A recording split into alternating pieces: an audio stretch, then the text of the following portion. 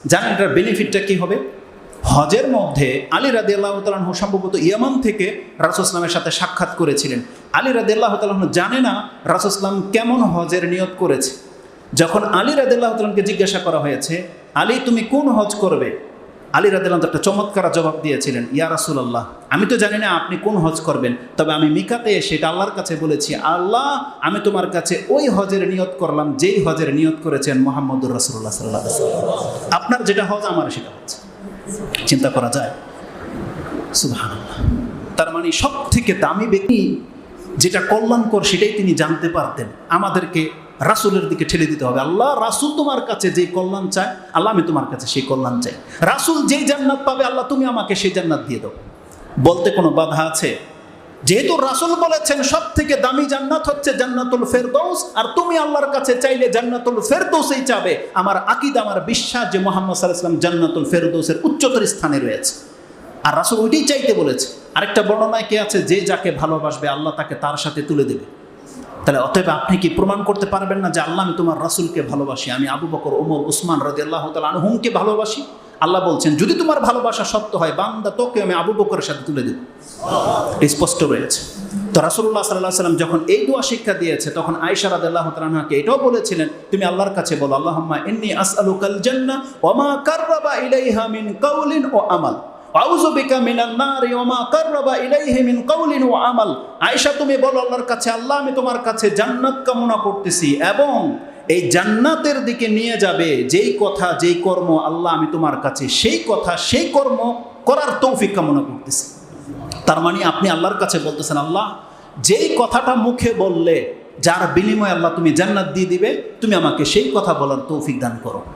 যেই কথাটা যেই কর্মটা করলে আল্লাহ যেই কর্মটা আমাকে জান্নাতের দিকে নিয়ে যাবে, তুমি আমার দিয়ে ওই কাজগুলো করিয়ে নাও।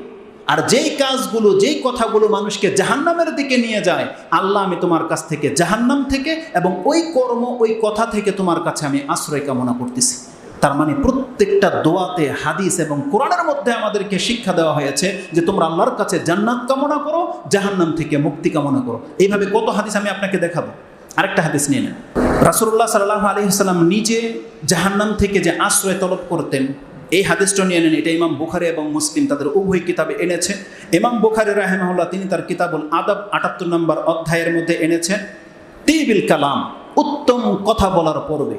সেই হাদিস নাম্বার হচ্ছে ৬০২৩ 6023, এবং ইমাম মুসলিম হাদিসটাকে তার কিতাবুল সাদাকার অধ্যায়ে এনেছেন হাসি আলাল সাদাকা, অধিক মাত্রায় খরচ করা বা দান করার প্রতি উৎসাহ, ওই অধ্যায়ে তিনি এনেছেন। হাদিস নাম্বার হচ্ছে 2240 2240।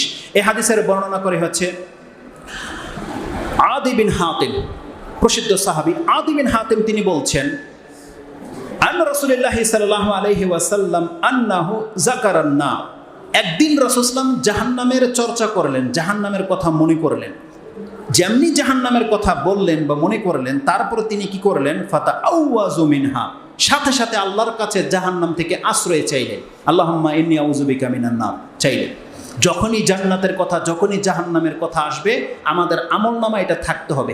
যখনই ইমাম জান্নাতের কোনো আয়াত পড়বে, চট করে আপনি বলবেন আল্লাহুম্মা ইন্নী আসআলুকাল জান্নাহ, আপনি বলেন আল্লাহ আমি তোমার কাছে জান্নাত চাই। যখনই জাহান্নামের কোনো আয়াত আসবে, তখনই আপনি আল্লাহর কাছে বলবেন আল্লাহ আমি তোমার কাছে জাহান্নামের আযাব থেকে আশ্রয় চাচ্ছি। চট করে বলবেন, যখনই হোক, সেটা খুতবায় হোক, সালাতে হোক, কোনো বক্তব্যে হোক, অথবা রাস্তার মধ্যে এমন কোনো দৃশ্য যেগুলো জাহান্নামের মতো, কেউ অ্যাক্সিডেন্ট হয়ে গেছে, মারাত্মক বড় ধরনের বিপর্যয়, কোনো পাগল, চট করে ওই জিনিস থেকে আপনি আল্লাহর কাছে আশ্রয় চাইবেন। এটার রেজাল্ট খুব চমৎকার। ওইদিকে যাবো না, যেহেতু সময় লম্বা হয়ে যাবে। রাসূলুল্লাহ সাল্লাল্লাহু আলাইহি ওয়াসাল্লাম যখনই জাহান্নামের কথা স্মরণ হয়েছে, তিনি আল্লাহর কাছে জাহান্নাম থেকে আশ্রয় চাইলেন এবং ৩ বার ওয়া আশাহা বিওয়াজহিহি সালাসান, এবং তিনি ৩ বার যেন তার চেহারাটাকে ওদিক থেকে সরিয়ে নিচ্ছেন, যেমন জাহান্নামটা তিনি দেখতে চাচ্ছেন না, এত কঠিন কিছু তাকে দেখানো হয়েছে। তারপরে রাসূলুল্লাহ সাল্লাল্লাহু আলাইহি ওয়াসাল্লাম আমাদেরকে বলছেন ক্বালা ইত্তাকুন নার ওয়ালাউ বিশিক্কি তামরাতিন। প্রত্যেকটা ব্যক্তি শুনে রাখেন, রাসূল সাল্লাল্লাহু আলাইহি ওয়াসাল্লাম বলছেন তুমি জাহান্নাম থেকে বাঁচার চেষ্টা করো, যদিও তোমার কাছে মাত্র একটা খেজুর দান করে দেওয়ার মতো কিছু আছে।